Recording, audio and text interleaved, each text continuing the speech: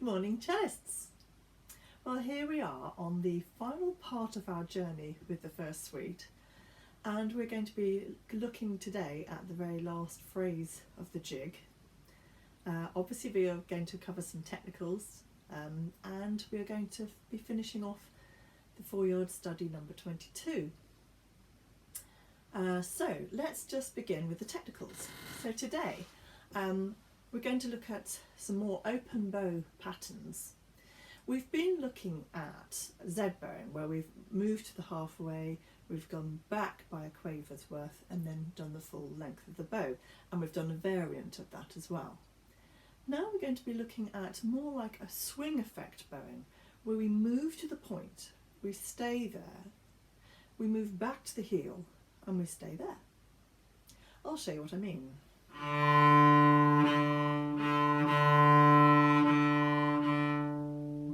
Now, in that rhythm, you can actually hear the same components of rhythm that we've had previously in Z.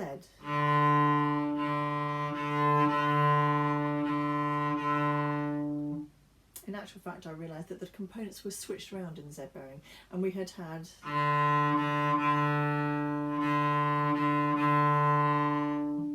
but they're still the same components, a dotted crotchet and a crotchet quaver as a pair. So this one, we are, as I say, using the full length of the bow, and then we're just going to remain at the point for the crotchet quaver portion of this rhythm, and then we'll come full length of the bow for the dotted crotchet, and we'll stay at the heel for a crotchet and quaver again. We'll demonstrate once more.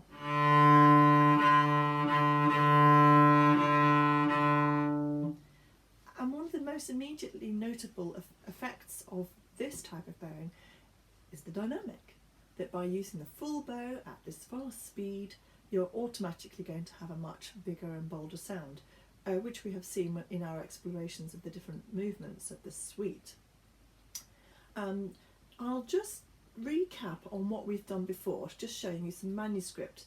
So with regard to the Feuillard 22nd study, we looked initially at these top two. These are Z bowings, down, up, down, using the full length of the bow with a hiccup in the middle, up, down, up, same idea, all the way around. And we also reversed those so that we could create a good dynamic shape beginning on nut bow. Today, we're looking at the same two rhythmic components, but we're changing it, so we're having full length bow on the dotted crotchet. We stay at the point for the next portion of the rhythm, and then we come back again. And as you can see, I've put in here on number 4, starting that very same idea on an up bow, again for shape.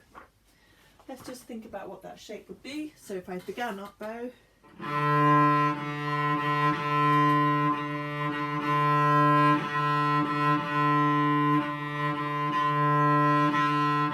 obviously once I've got to the heel, I can actually properly arrive there. I mean, to be fair, I think that both sound very strong, and of course we should develop our skill to ensure that they can sound unidentifiable, that you don't know if you're actually doing the up or the down for the strength of bow. You can test this out for yourself by just shutting your eyes when you try out the rhythm and see if you can detect the difference. Obviously you'll know if you're playing down or up, but see if your ears can tell the difference, and let's hope they can't. Okay, so that's your initial bow challenge for the day. Now we're going to look at the left hand, and I'm going to be looking at telescopic hand movements based on a portion of the G major scale. So we're just going to be working on the D string, and it's in little groups of 3, like this. So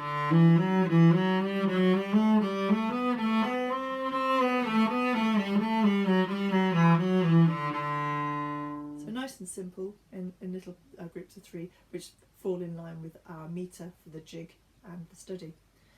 The thing to note is that on the shifting,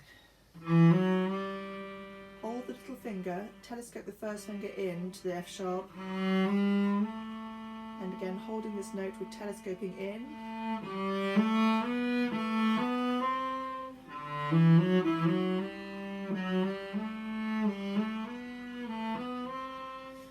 feel free to change the rhythm as I've just demonstrated, to hold on to the 4th finger whilst you get your first finger moving in, telescoping inwards towards the next position. And coming down, it's a similar idea. Hold the first finger whilst you bring the little finger in by a semitone, now in by a tone, and then in by a considerable factor here, tone and a half. So just looking at this.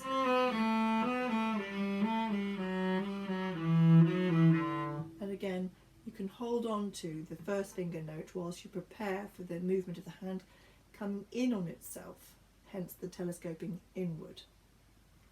Now you can also try the converse of this. I'll just show you what this looks like on the screen here. So there is the top line is showing you what I've just played, moving up the D string and then coming back down again. And as I said, you need to hold on to the fourth finger on the way up as your first finger starts to move telescopically, and on the way down you hold on to your first finger whilst your fourth finger moves telescopically. Now let's do the opposite. Here we just changed the pattern, so we're going the other way around, falling and then rising, and this will have a different kind of telescope where we telescope outward or stretch. So we have this. At this point stretch towards the note, and again this will be, as we're stretching the fourth finger, telescoping outwards, we hold on to the first. And then we'll just do the opposite on the way down. We'll start with one, hold the four whilst we stretch one,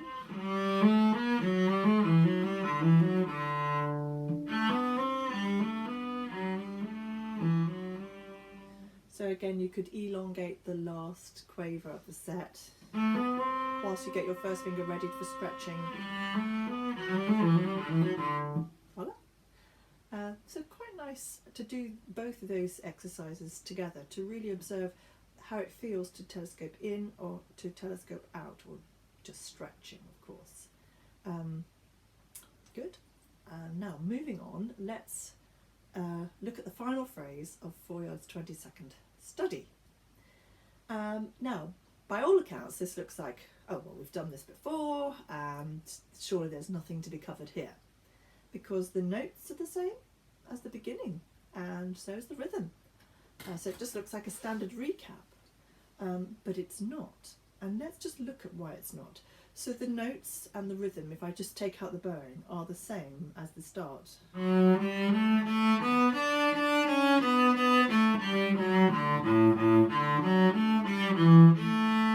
So without any bow pattern, notes and rhythm, absolutely the same as the first four bars, nothing new in it.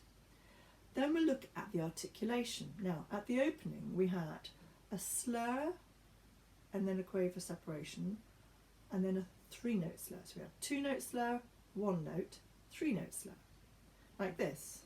And as we know, we applied a Z bowing, where we're basically going in the same direction for that whole bar, except for a little hiccup in the middle. Now, these same notes, we're swapping the articulation round. So we have a three-note slur, then the two-note slur with a single note. But it's not the same kind of solution. It isn't just the same thing backwards for the Z. No, here we're going to be using that swinging bow that I showed you at the beginning of the lesson. Full length bow, and then you'll stay at the point. So I'm now reset to the point for the next bar, full bow. Stay at the heel. Then the whole bow again. Guess what? Stay at the point. Now you would think, oh yes, and the same again. No. Then we come back to a Z bowing to end the phrase. So a little hiccup in the middle, continue the up. And then the same again.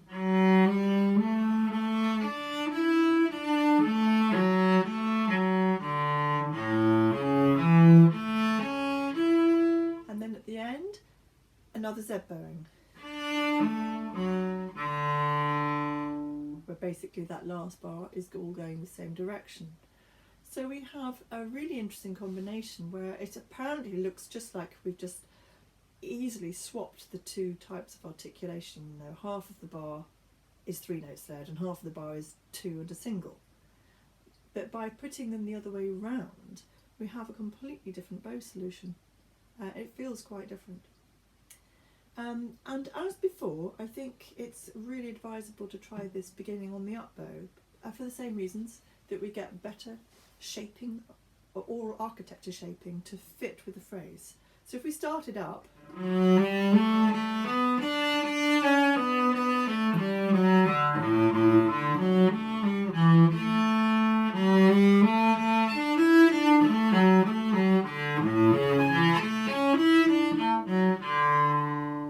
it's actually really delightful to start up, and you can end then on the down, which feels correct for that final cadence. And there we have it for the whole study. And I think if you were looking at its most musical regaling, I would start on up for the whole thing. And let's just maybe finish by just trying that out. Okay, so from the very top then.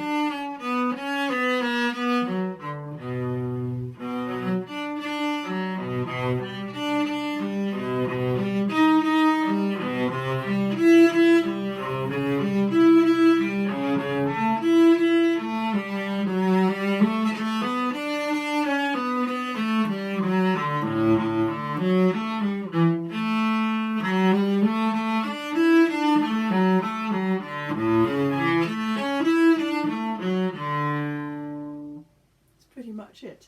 I think you could probably pay more attention than I did to some of the staccato notes. I was taking a more subtle view on those, I think. There we have it. I hope you enjoy exploring this and perceiving these apparent similarities but differences and how we are solving them in different ways. Now let's look to the final phrase of the Bach Gigue. So yesterday we got to a turning point moment at bar 28, which was an arrival of the G. And I was just saying that actually this is a moment to not arrive sitting but lifting, because we're just on the cusp of changing to a pattern which keeps on bringing out lifts. These rising fourths are going to be coming in here, which are definitely pinch and arrive, you know, sort of a lifting, if you like, of the bow. So the first one more pinched, and the second one arrive and lift, I think is quite nice. You could potentially pinch the top as well. So we have the rising fourths. This is the upper voice. This is the end of bar 28, and it's like this. And it continues as an apparent rising of 6 occurring in there. Now the other voice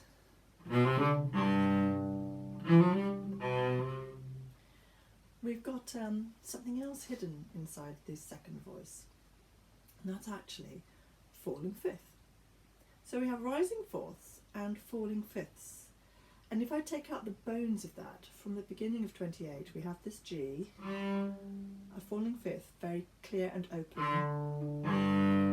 Then we have rising fourth. And actually, we then have a falling fifth again, albeit it is ornamented. Okay, we're rising fourth again, and then again a falling fifth, but it's ornamented, and then a rising fourth, and then similarly it's a falling fifth, but ornamented, and then it continues with a falling diminished fifth, but ornamented, an another falling fifth, but ornamented, and then a falling ninth, which is really bare. Just don't worry too much about this. I'm just hoping to hold your attention for a moment longer. So if I just take out the ornaments, we'll just hear it in its bare form. The rising from the beginning of bar 28, we'll have a falling fifth, fourth,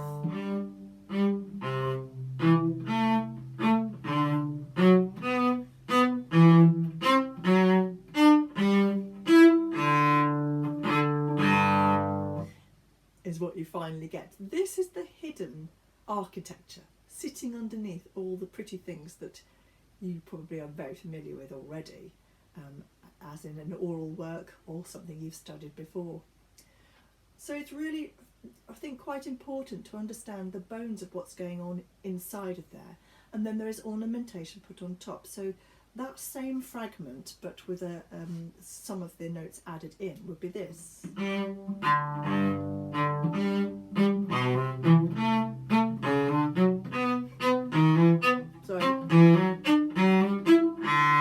So we have in there the ornamentation, which is like an appoggiatura to the resolution note.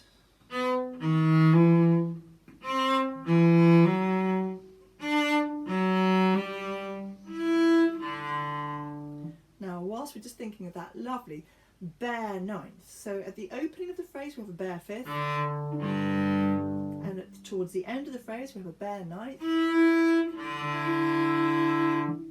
and in actual fact, what have we got harmonically in here? We actually have a dominant ninth. It's absolutely beautiful. I mean, what a way to stretch things out and look like a glorious rising of the sun towards the end of this movement and suite, in fact. So now let's look at the same few bars, but with all the notes and the voices that are truly present there. So we've arrived, as we know, at this pivotal note, and then the lower voice, then the upper voice, with that rising fourth, then the lower voice, upper, lower, upper, lower, and it would seem that perhaps the lower voice, is the lower voice winning? Or is it an amalgamation? I think it's probably an amalgamation, because we have at the top, you know, definitely the upper voice is rising there where we've had, definitely the upper voice is also present. So I think it's definitely that both voices have converged and are in unison with their declaration of something joyous. Okay. Now, looking at it from the point of view of how we can distinguish those voices. So one of the ways we've looked at is articulation. The upper voice is a little bit more lifted, and then the lower is bringing in the slur and the legato element, which we saw in the minor phrases earlier on in this movement. And then again, the upper voice, we have lifts, and then slurs, and lift, and then slur, lift, slur, lift, slur, lift. In there, you see a little bit of the telescope move that we were looking at in the left-hand technical at the beginning of class today. So we have got an understanding of the two voices in their most raw form, which is rising fourths, falling fifths, albeit they are ornamented. We've got also the distinction between the two voices, because the rising fourth is going to be lifted, and the other phrase, the answering phrase, which is really a lovely ornamentation of the fifth, is slurred. So that's already some super components that we really understand rising and falling, lifted articulation and slurred articulation. Now, of course, we've got more we can add. Dynamics. And as we've looked at previously, either will work. So you could have the upper voice as being dominant.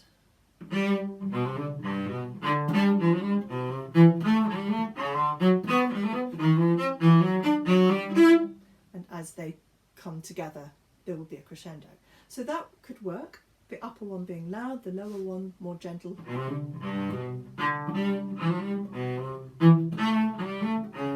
And you may find that perhaps the lower voice gradually gets a little bit more to kind of then meet and put the two voices together. But you could equally do it the other way around. So we have a more or less a moderate dynamic at the top and more of a forceful lower voice.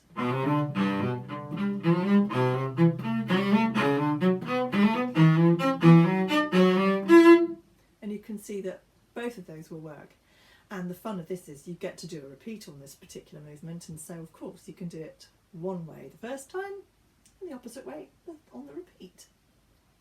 And perhaps, as I'd mentioned in a previous class, you could save the one which you feel is more dramatic and surprising for the repeat version. I don't think I could tell you which way around that is, and you'll know for yourself, so try those out. So let's see what we have all together. I haven't finished the very final part of this phrase, so let's just consider that. It's actually pretty straightforward. It's just going to be rising up a G major scale effectively. There's that B natural, absolutely ramming home that it is a G major, and that in this instance we're definitely, this F sharp in here, nice and high, it's the leading note, just bringing it quite clear that the final first beat is the place where we're really arriving, and that the following notes are probably better, I think, tapered in agreement to the top rather than, I don't think that will work personally. I think it's not the place for that. I think it's like the cadence that we had at bar 12, that the important note is the first one and the rest of it is just an affirmation of that. So looking at the second half in its entirety with all these different articulations and ideas of dynamic, I don't know which one I'm going to be playing in a moment, but let's just find out what we've got so far of this whole second section.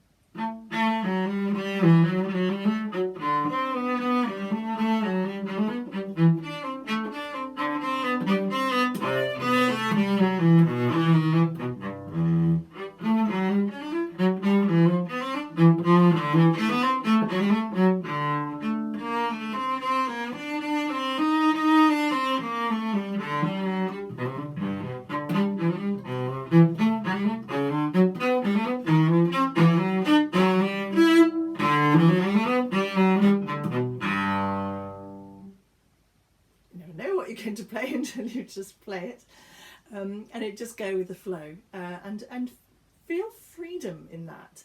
Don't think, oh dear, I meant to do something with it. If it kind of took you on your own emotional journey and you enjoyed playing it whichever way you did, that's fine. Just be convincing and stick to your guns. I hope you've enjoyed this exploration of the first suite over these 6 weeks. Tomorrow I shall be uploading the performance of the jig, which will complete the whole suite, but I will be continuing with some classes, and I think from next week, why don't you join me then and see what I've chosen to look at for the week.